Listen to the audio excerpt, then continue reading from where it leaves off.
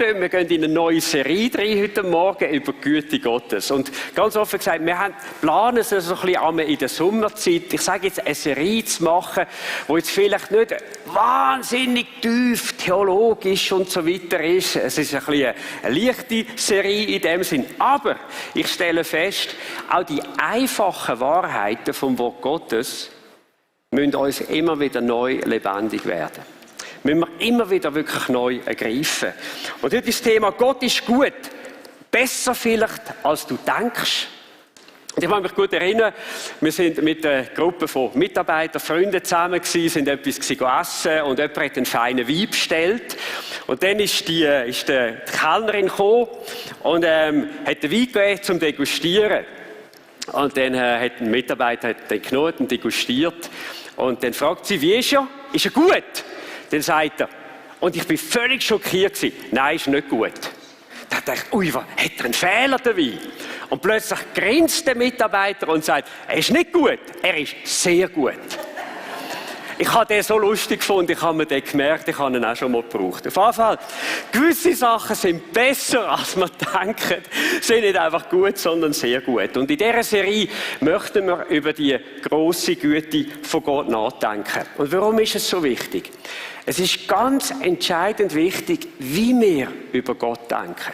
Schaut, wenn Gott in unseren inneren Vorstellungen, und wir alle haben Vorstellungen von Gott, wenn er kein guter Gott ist, wenn er ein unberechenbarer Gott ist, wenn er vielleicht sogar ein boshafter Gott ist, werden wir nie in ein tiefes Vertrauen an ihn kommen. Und auf der anderen Seite, wenn uns bewusst wird, oder wenn uns das klar wird, wie gut Gott ist, können wir ein tiefes Vertrauensverhältnis zum Vater im Himmel, zu seinem Sohn Jesus Christus und zum Heiligen Geist in unserem Leben aufbauen. Ich habe mal noch ein bisschen angeschaut unter Wikipedia, was heisst denn eigentlich gut? Was bedeutet es eigentlich? Und im Griechischen ist das Wort Agathos. Und das Wort bezeichnet eine hohe Qualität, wo Wertschätzung findet und eine entsprechende Emotion auslöst. Das heißt, es ist etwas so gut, dass du innerlich sagst, wow, wie cool ist das? Ob eine Person gut ist, erkennt man an ihrem Werk. Also eigentlich an dem, was sie tut. Und das ist eigentlich auch eine wunderbare Definition für das, wie Gott sich in der Bibel vorstellt. Weil an Dutzenden von Orten in der Bibel lesen wir, Gott, du bist gut. Gott, du bist ein guter Gott. Deine Güte hört nie auf. Deine Güte währt für immer. Deine Güte ist höher als die Wolken und so weiter. Und wenn wir über das nachdenken, dann denken wir über eine Qualität nachher von Gott. Wenn wir sie verstehen, löst es etwas aus da innen, auch in unseren Emotionen, wo wir sagen, dir will ich vertrauen. Aber die Frage ist, wie kommen wir überhaupt zu Antworten, ob Gott gut ist? Weil nur wenn die Bibel mal einfach so sagt, sagen noch längst nicht alle Leute heutzutage, dann ist es auch so. Und ich werde uns heute Morgen einen Vorschlag machen. Ich werde gerne mit uns durch 3 Sachen gehen. Erstens, ich werde anschauen, was Menschen... Danke vielmals, es wäre Hochdeutsch heute Morgen. Danke vielmals. Wir wollen schauen, was Menschen gesagt haben, die nicht in der Bibel stehen, wie sie Gott erlebt haben. Und dann wollen wir in die Bibel hineinschauen und sehen, was haben Menschen über ihn gesagt, über Jesus. Und dann möchte ich mit uns den größten Booster, den ich meine, den es in der Bibel gibt, über die Güte Gottes mit uns anschauen. Fangen wir ganz früh an in der Geschichte. Der Kirchenvater Athanasius, er sagte Folgendes: Gott ist gut, oder noch präziser, er ist die Quelle aller Güte. Wow! Das heißt, wenn du irgendwie Güte kennenlernen willst, dann darfst du dich nicht mit abgestandenem Wasser und Second-Hand-Experiences zufrieden geben, sondern musst zur Quelle kommen, zu Gott. Er sagte das schon vor Hunderten von Jahren. Ich denke an Martin Luther. Er sagte Folgendes: Ein echter Glaube ist Folgendes: ein lebendiges Vertrauen in die Güte Gottes.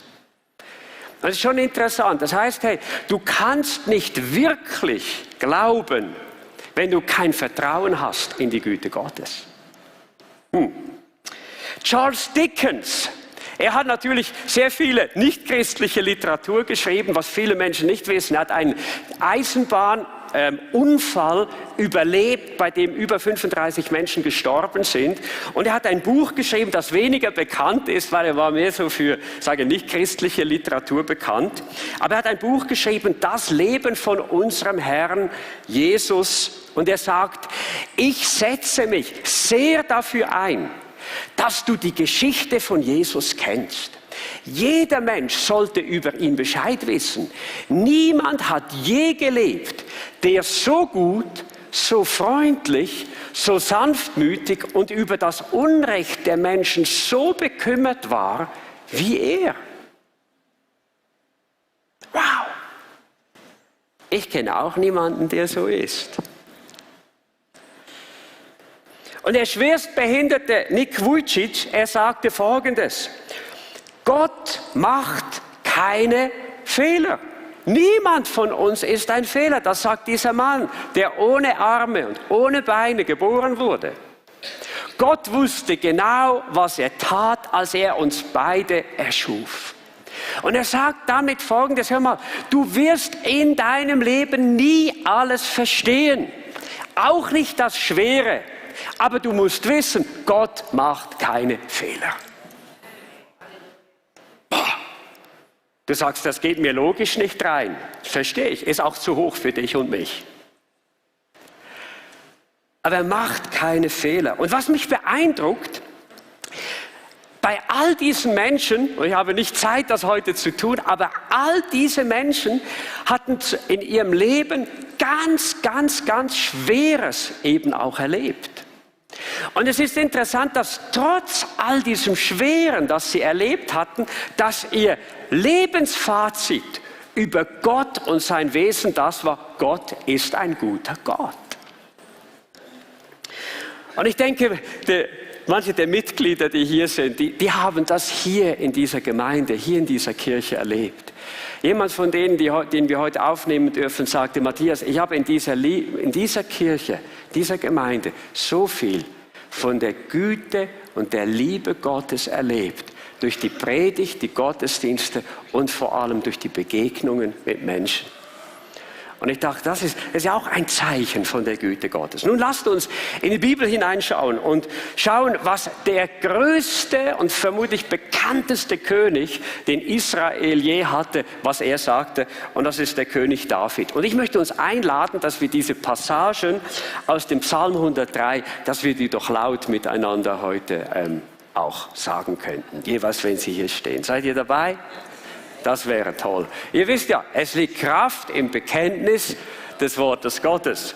Psalm 103, Vers 2. Lobe den Herrn, meine Seele, und vergiss nicht, was er dir Gutes getan hat. Haben wir heute Morgen schon gemacht.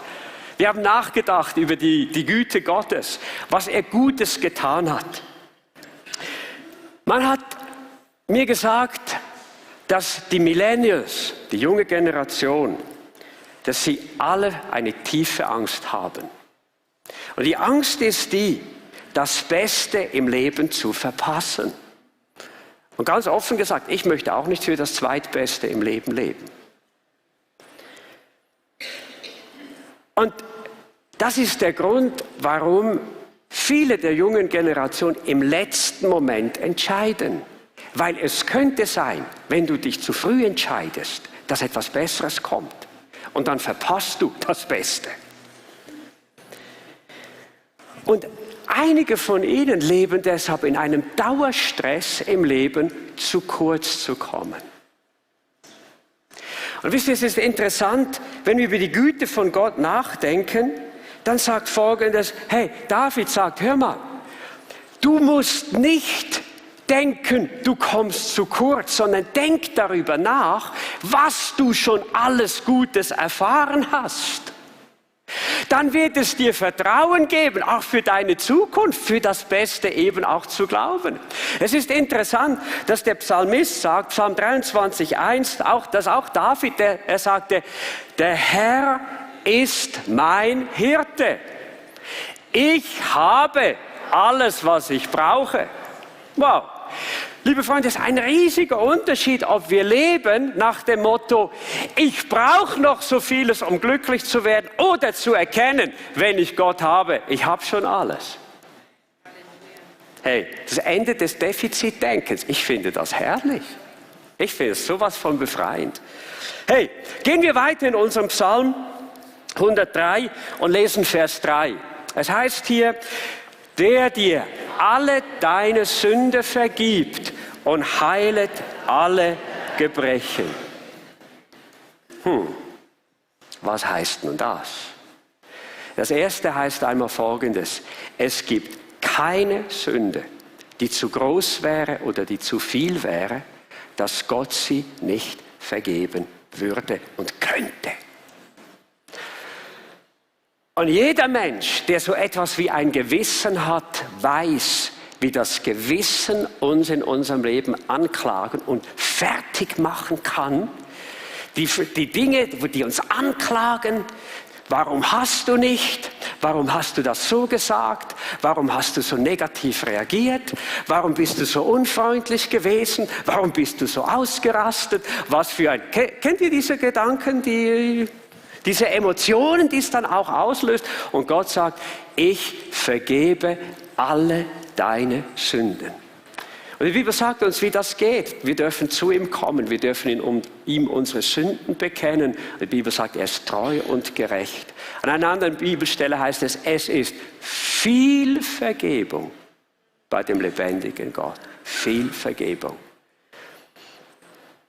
Und weißt du, wenn wir das erleben, dann dürfen wir, ich sage es bewusst, auch uns selbst vergeben. Dürfen wir bewusst auch uns aus diesen Anklagen, die wir manchmal an uns selbst haben, dürfen uns bewusst auch loslassen und sagen, hey, es ist gut, es ist vergeben. Wenn Gott vergeben hat, darf auch ich mir vergeben. Und liebe Freunde, wie dankbar bin ich dafür? Ich kenne doch all meine guten Vorsätze, die ich habe, die ich oft nicht erreiche. Ich kenne doch all die Ziele, die ich habe, die ich nicht erreiche in meinem Leben. Und zu wissen, da ist ein Gott, der vergibt. Was für eine Befreiung. Und dann heißt es, der heilt alle deine Gebrechen. Der Zusammenhang hier ist eigentlich in erster Linie nicht so sehr mit unseren physischen Krankheiten, sondern es geht hier in erster Linie in diesem Vers um diese Gebrechen oder Krankheiten, die ausgelöst werden durch die Sünde in unserem Leben. Und liebe Freunde, wie viel an Krankheiten, wie viel an Krankem kommt in unser Leben durch unvergebene Sünde? Seelischer Schmerz, Reue, Scham, destruktive Bindungen, negative Verhaltensmuster, Süchte. Und Jesus sagt, weißt du was, ich heile dich davon. Jesus sagte einmal, wer an mir und meinem Wort bleibt, der wird die Wahrheit erkennen, sie wird ihn frei machen. Und das ist diese Heilung, die hier gemeint ist, diese Heilung von den Gebrechen, diese Heilung von den negativen Konsequenzen der Sünde. Dann gehen wir weiter, denken über Gottes Güte nach. Warum? Der dein Leben vom Verderben erlöst, der dich krönt mit Gnade und Barmherzigkeit. Wisst ihr, so viele Menschen glauben nicht, dass Jesus gekommen ist, in erster Linie, um den Menschen Gutes zu tun. Sondern sie denken, er ist gekommen, den Menschen zu verdammen. Das ist doch die Aufgabe der Kirche, oder? Den Menschen ein schlechtes Gewissen zu machen. Das ist doch die Aufgabe der Kirche, den Menschen zu sagen, was sie alles falsch machen. Aber das ist nicht das Ziel von Gott. Sondern sein Ziel ist, hey, er erlöst uns eben vom Verderben. Er ist eben gekommen, um die schlimmste Konsequenz, die wir alle ernten würden für unsere Sünden, um die wegzunehmen. Die ewige Verlorenheit, die ewige Trennung von Gott. Darum ist er ja gekommen. Das hat ihn motiviert. Der dich krönt mit Gnade und Barmherzigkeit. Und wisst ihr, ich denke, das ist etwas eigentlich, was mich am allermeisten motiviert, ist Folgendes. Du und ich, wir wurden geschaffen, um etwas zu sein zur Ehre von Gott. Zu seiner Herrlichkeit, etwas zu sein, etwas, das ihn widerspiegelt. Weißt du, das wird dann auch zu einer Lebensmission. Wenn du sagen kannst, hey, ich bin in meiner Ehe, in meiner Familie, ich bin da, um dem Nächsten etwas Gutes zu tun, um sie etwas von der Liebe und der Güte Gottes spüren zu lassen. Und ich weiß genau, ich kann anders. Aber ich merke, wenn ich nachdenke über die Güte Gottes, seine Vergebung, der mich erlöst, der mich heilt von der Krankheit des Egoismus und mich frei macht, oder Gutes zu tun, hey, dann wird mein Leben ein Segen. Dann hat mein Leben Impact auf andere Menschen. Hat mich so gefreut, ein junger Mann, der vor 3 Wochen sein Leben hier Jesus anvertraut hat. Er sagte am Schluss des Gesprächs, Matthias, weißt du, jetzt habe ich einfach einen Wunsch. Wie kann mein Leben irgendwo, wie kann mein Leben Sinn machen? Und ich sagte ihm einfach, lebe zur Ehre Gottes. Fange an, alles, was du tust, zu seiner Ehre zu tun. Und wisst ihr, was das Resultat ist? Das ist eben Vers Nummer 5 dann. Es heißt, der deinen Mund fröhlich macht und du wieder jung wirst wie ein Adler. Hey, können wir mal kurz aufstehen? Alle Adler, die hier sind, stehen mal kurz auf. Streckt mal eure Arme aus. Hey, wir fliegen auf der Güte Gottes. Wir fliegen durch die Güte Gottes in unserem Leben. Oh, wenn ihr je eine Kirche oder Gemeinde besucht, wo die Leute nie lachen, weiß ich, du bist am falschen Ort. Dürft euch hinsetzen. Und wisst ihr, das ist eigentlich die Lebensqualität, die kommt, wenn wir nachdenken über die Güte Gottes. Wir haben Spannkraft, wir haben Zuversicht, wir haben Elan für unser Leben und die Zukunft. Und dann Fazit, wir überspringen die nächsten Verse, Fazit, Vers 8. Barmherzig und gnädig ist der Herr, geduldig und von großer Güte, großer Güte. Nun, vielleicht sagst du, okay, bis hierher bin ich bereit zu folgen. Jetzt reicht es über die Güte Gottes. Weil es könnte ja sein, dass dieser David und andere und überhaupt die Christen, die machen sich einfach ein Bild von einem guten Gott. Weil, ich meine, das will ja jeder. Am Schluss wäre ja eigentlich das Schönste, wenn Gott gut ist. Und der Grund ist nicht, dass die Menschen über die Güte Gottes geschrieben haben, weil Gott gut ist, sondern weil sie sich einfach so ein Bild über Gott gemacht haben. Wäre auch eine logische Schlussfolgerung.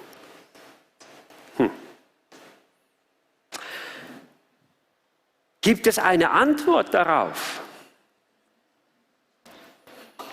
Was stimmt nun? Ist die Bibel der Bericht von Menschen, die die Güte Gottes erlebt haben, oder ist die Bibel der Bericht von Menschen, weil es ihnen nicht so gut geht, haben sie sich einfach Hoffnung selbst gegeben, indem sie sich ein positives Bild über einen Gott gemacht haben? Man kann sich auch selbst trösten, gell? Nicht so schlimm. Das ist eine ganz wichtige Frage, weil das hat damit zu tun, ob wir der Bibel vertrauen können oder nicht. Und ich kann die Schlussfolgerung für dich nicht ziehen, aber ich kann mit dir einen Weg noch gehen in den letzten Minuten dieser Predigt, die eine Schlussfolgerung für dich werden kann. Und das ist, dass wir uns für einen Moment noch orientieren, gibt es so etwas, das die Größe dieser Güte Gottes wirklich unter Beweis stellt?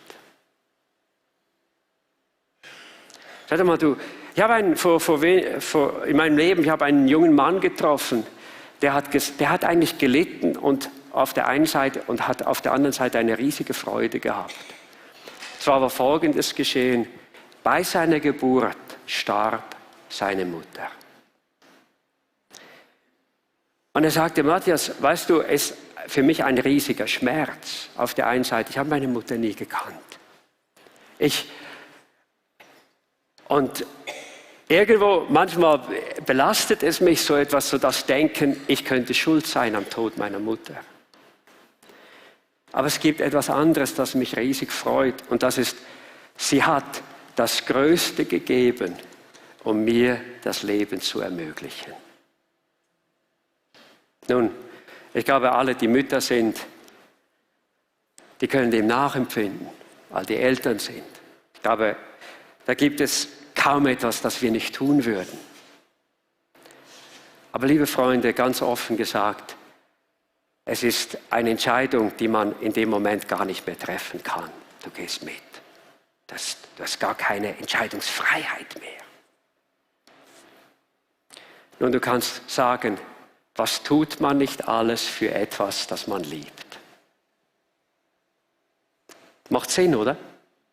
Ich glaube, wenn wir jemanden von ganzem Herzen lieben, dann tun wir, ich sage mal, fast alles für sie.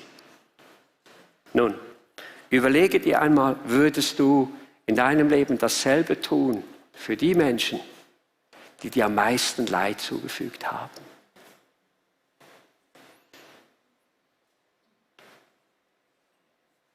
Wenn du Ukrainer wärst und man hätte dir Haus und Hof kaputt gemacht, man hätte dir die Liebsten genommen, würden solche Gedanken wie Gutes tun, Liebes tun in deinem Herzen hochkommen? Ich glaube, das ist das Letzte, woran wir denken.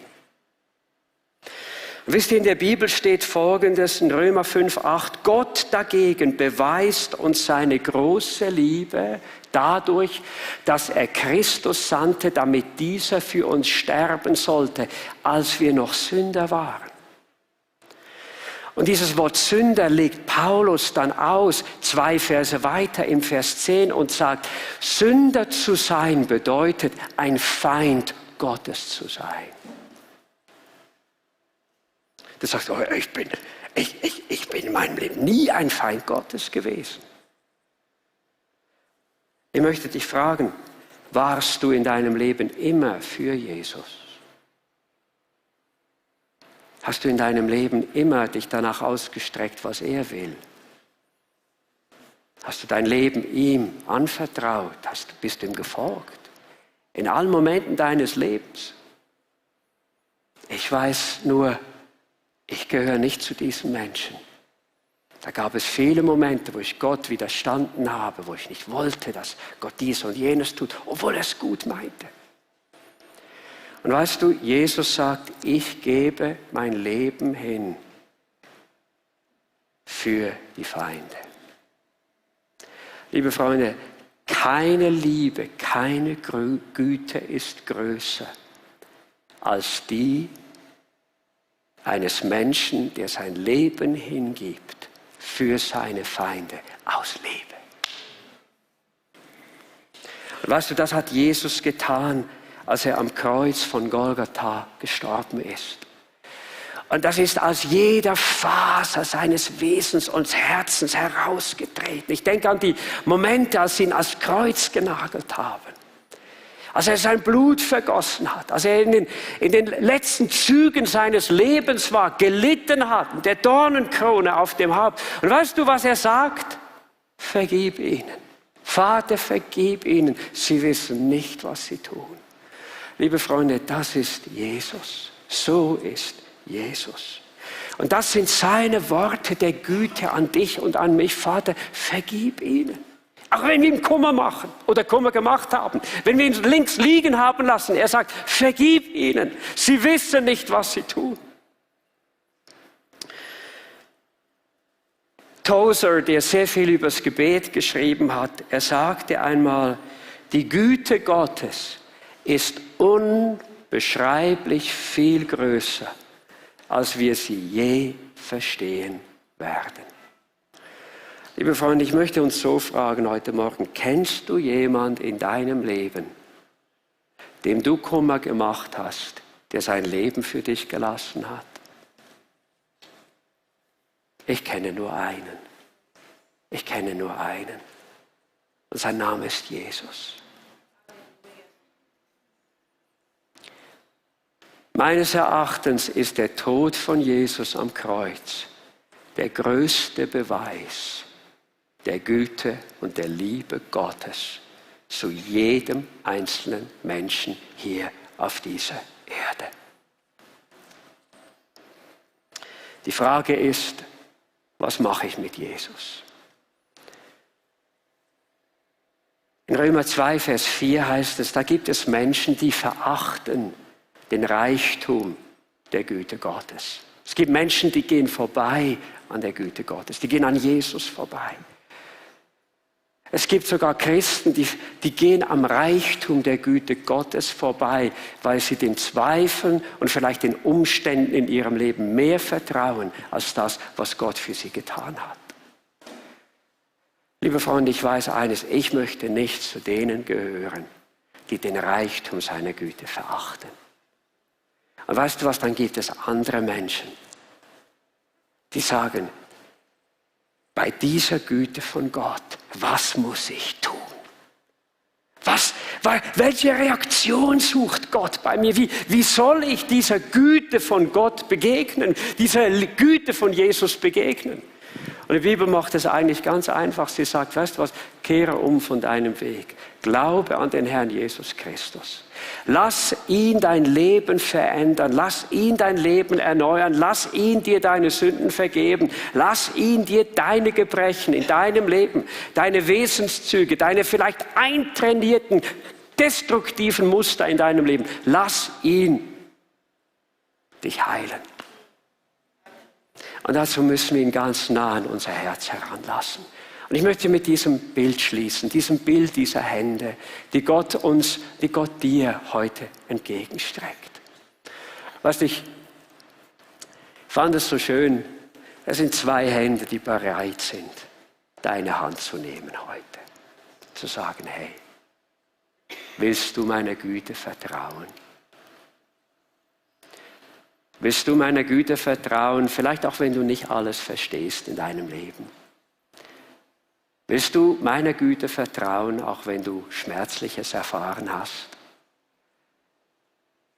Willst du es erlauben, dass ich dir heute Morgen so wie einen tiefen Stempel in dein Herz hinein drücke, wo du sagst, ich werde nie mehr an der Güte Gottes zweifeln? Und ich möchte uns im Gebet einladen, dass wir unsere Hände, vielleicht sagst du, ich kann im Moment nur eine Hand, das ist okay.